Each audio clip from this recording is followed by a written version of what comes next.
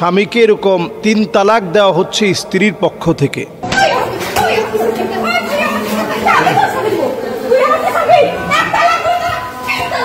আমরা দেখেছি যে অনেক সময় নারীরা ১ তালাক, ২ তালাক, ৩ তালাক এভাবে বলে সংসার বিচ্ছেদের চেষ্টা করে। এতে করে কি তালাক পতিত হবে? সামাজিকভাবে মারাত্মক এই সময়ে, ভয়াবহতার এই সময়ে আমরা অনেক সময় এই জাতীয় কর্মকাণ্ড, এই জাতীয় ঘটনা আমরা দেখে থাকি। এক্ষেত্রে মাসআলা চূড়ান্তভাবে জেনে রাখা আমাদের প্রত্যেকের জন্য অত্যন্ত জরুরি। হাদিসের ভিতরে পরিষ্কার আসছে, ইন্নামা তালাক লিমান আখাযা বিসাক, শুধুমাত্র তালাক তো সে দিতে পারবে যে ভরণ পোষণ স্বামীর দায়িত্ব পালন করে, সে তালাক দিতে পারবে, অন্য কেউ তালাক দেওয়ার অধিকারী না। এক্ষেত্রে ইমাম নাওয়াবী আলাইহির রাহমাত তিনি বরং চমৎকার করে বলেছেন।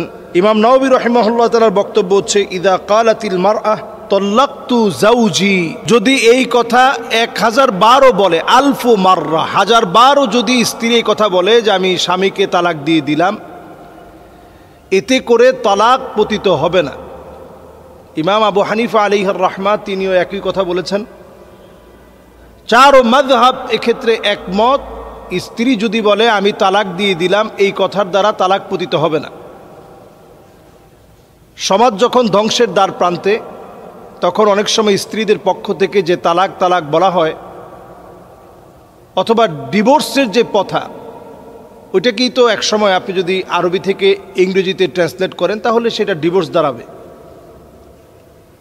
যদি 1000 বারো স্বামীকে বলে যে আমি তোমাকে ডিভোর্স দিলাম, এতে করে ডিভোর্স পতিত হবে না বা তালাক পতিত হবে না।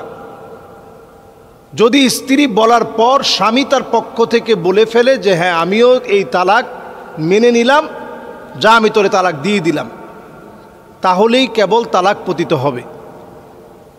এবং এটা যদি 1 বার বলে তাহলে 1 তালাক পতিত হবে, 2 বার যদি বলে 2 তালাক পতিত হবে, 3 বার যদি বলে 3 তালাক পতিত হয়ে যাবে স্বামী যদি বলে।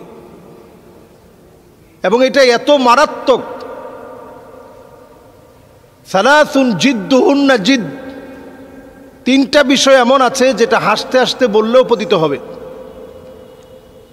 এর মধ্যে একটা হচ্ছে বিবাহ শাদী। ইজাব কবুল যদি কেউ হাসতে হাসতেও বলে তাহলে ইজাব কবুল হয়ে যাবে। ইজাব কবুলের মধ্য দিয়ে বিবাহ সংগঠিত হবে। আরেকটা হচ্ছে তালাক, এটা যদি কেউ হাসতে হাসতেও তালাক দিয়ে দেয় তাহলে তালাক পতিত হবে। আর এর পরেই আরো একটি বিষয় হচ্ছে আর রুজআহ, স্ত্রীকে ফিরিয়ে আনা। এটা যদি কেউ হাসতে হাসতেও বলে যে তোমাকে ফিরিয়ে আনলাম, 1 তালাক দেওয়ার পর স্ত্রীকে জড়িয়ে ধরলো, হাসি তামাশা করলো, এর দ্বারা সেটা পতিত হয়ে যাবে। আমরা বাংলাদেশে দেখেছি জনসম্মুখে পুরুষকে পেটানো হচ্ছে। আমরা নারী নির্যাতনের অনেক মামলা দেখি, জনসম্মুখে একজন পুরুষকে এভাবে পেটালো তার স্ত্রী, সেক্ষেত্রে স্বামী কিচ্ছু বলেনি, সহ্য করে নিয়েছে। এমনকি স্বামীকে জেল খাটিয়েছে, স্বামীর নামে মামলা করা হয়েছে। নারী নির্যাতনের ব্যাপারে আমরা খুব সচেষ্ট বাংলাদেশে। এটা যে হয় না তা না, অনেক সময় অনেক পুরুষ অনেক জুলম করে। তাই বলে যে পুরুষ নির্যাতন হয় না এটাও না, পুরুষও নির্যাতনের শিকার হয়, কিন্তু নারীর মামলার ভয়ে অনেক সময় কিছু করে না। আমি নিজে দেখেছি যে একদিকে ঘুষানো হচ্ছে, অন্যদিকে লাথি মারা হচ্ছে, অপমান করা হচ্ছে, অপদস্থ করা হচ্ছে, তার চাকরির জায়গায় গিয়ে হসপিটালে গিয়ে তাকে মারা হচ্ছে। এবং 1 তালাক দিলাম, 2 তালাক দিলাম, 3 তালাক দিলাম, এটা স্ত্রী বলতেছে। এরপরেও সেখানে প্রতিবাদ করার কেউ নাই, সেখানে কোনো প্রতিবাদও হয়নি। এবং এই বিশৃঙ্খল পরিস্থিতির মধ্য দিয়ে আমরা আমাদের সমাজকে কলুষিত করছি, আমাদের সন্তানদের ভবিষ্যৎকে আমরা নষ্ট করছি। এজন্য এক্ষেত্রে মাসআলা জানা যেমন জরুরি, আমাদের সজাগ সচেতন হওয়া জরুরি। এবং এখানে একটা বিষয় বারবার বের হয়ে এসেছে যে এই মহিলা যিনি মারছিল তিনি টিকটক করেছেন আরেকজন পুরুষের সঙ্গে, এবং সেই মহিলা বলতেছে সে আমার কো আর্টিস্ট, আমার কো আর্টিস্টের সঙ্গে আমি শুধু হয়তো টিকটক করেছি, এতে করে তার সঙ্গে আমার কোনো সম্পর্ক নেই। কিন্তু স্বামী বলছে যে এই কো আর্টিস্টের সঙ্গে তার একটা খারাপ পরকীয়ার সম্পর্ক আছে।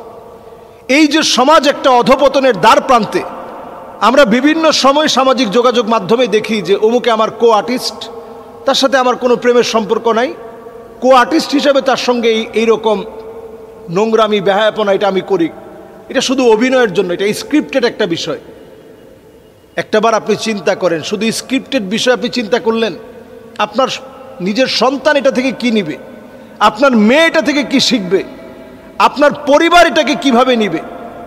বাংলাদেশে যে নাটক হয়, সিনেমা হয়, অনেকেই বলে যে আমি নামাজ পড়ি, আখিরাতে বিশ্বাস করি, আল্লাহকে অনেক ভালোবাসি, রসুলকে ভালোবাসি।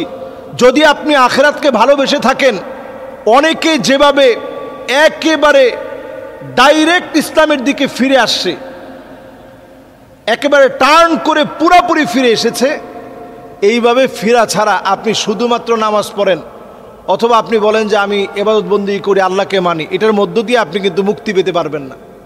স্ক্রিপ্টেড বিষয়ে আপনি অভিনয় করার আগে নিজের জীবনটাকে একটু সাজিয়ে নেন, একটু গুছিয়ে নেন।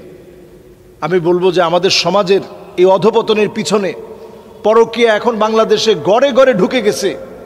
এটা একটা মহামারী আকার, এটা আযাব আসার কারণ। সুতরাং এই সমাজকে পুনর্নির্মাণ করার জন্যে আমাদের পারিবারিক সচেতনতা বৃদ্ধি এবং এই টিকটক, সোশ্যাল মিডিয়া এগুলো ব্যবহারে আমাদের পরিবার কিভাবে ব্যবহার করতেছে সজাগ হতে হবে। স্ত্রীর পাসওয়ার্ড স্বামী জানবে, স্বামীর পাসওয়ার্ড স্ত্রী জানবে। যে কোনো মুহূর্তে ফেসবুক স্বামীরটা স্ত্রী লগ ইন করতে পারবে, স্ত্রীরটা স্বামী লগ ইন করতে পারবে। এই প্রাইভেসি যদি আপনি ভাঙতে না পারেন, তাহলে আপনার পরিবার ধ্বংসের দ্বার প্রান্তে যাবে, এটাকে ফিরানোর মতো কোনো সুযোগ নেই। আল্লাহর কাছে পানাহ চাই। এদেশের অনেক মানুষ প্রবাসে আছে এবং আল্লাহর অত্যন্ত ভালোবাসার প্রিয় মানুষ এদেশের মানুষ।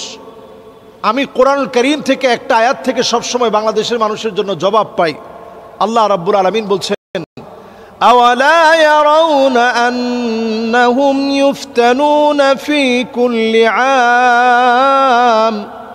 ফি কুল্লি আমিন মাররাতান আও মাররাতাইন সুম্মা লা ইয়াতুবুনা ওয়ালা হুম ইয়াযাক্কারুন। প্রত্যেকটা বছর আল্লাহ রাব্বুল আলামিন একবার অথবা দুইবার আল্লাহ তাআলা শাস্তি দেন। আল্লাহ তাআলা এরপরে দেখতে চান কারা আল্লাহর দিকে ফিরে আসে, কারা আল্লাহর কাছে তাওবা করে। বাংলাদেশের অসংখ্য মানুষ আযাব আসার আগেই আল্লাহর কাছে ধর্ণা দেয়, আল্লাহ আপনি মাফ করে দেন, আল্লাহ আপনি ক্ষমা করে দেন। এজন্য দেশের মানুষকে আল্লাহ তাআলা হেফাজত করে। করোনাকালীন সময় থেকে নিয়ে প্রত্যেকটা বিপদ আপদে আপনি তাকায় দেখবেন অসংখ্য আল্লাহর গোলাম তাহাজ্জুদে চোখের পানি ছেড়ে আল্লাহর কাছে কাঁদে। মাজলুমদের পাশে সরাসরি গিয়ে দাঁড়াতে না পারলেও ফিলিস্তিনের পক্ষে জোরালোভাবে বাংলাদেশের মানুষ প্রতিবাদ করে। ইমানি হিম্মত থেকে যতটুকুন থাকা দরকার ছিল তা না থাকলেও অন্তত চেষ্টাটুকুন করে। এজন্য আল্লাহর একটু মায়া লেগে যায়। কোরআনুল কারীম আল্লাহ তাআলা স্মরণ করিয়ে দিয়েছেন, ওয়াত্তাকু ফিতনাতাল লা তুসিবান্নাল্লাযীনা যালামু মিনকুম খাসসাহ। আল্লাহ কাউরে ছাড় দিবেন না আযাব আসলে, কিন্তু তারপরেও বাংলাদেশকে বারবার ছাড় দেন। আল্লাহ তাআলা বুঝায় দেন, গোলাম আমার দিকে ফিরে আয়। আল্লাহর কাছে পানাহ চাওয়া শুরু করি, প্রতিনিয়ত আল্লাহর কাছে মাফ চাই। আল্লাহ তাআলা আমাদের গুনাহ খাতা মাফ করুক, আমাদেরকে আল্লাহ তাআলা কবুল করুক। ওয়া সাল্লাল্লাহু আলা সাইয়্যিদিনা মুহাম্মদ ওয়া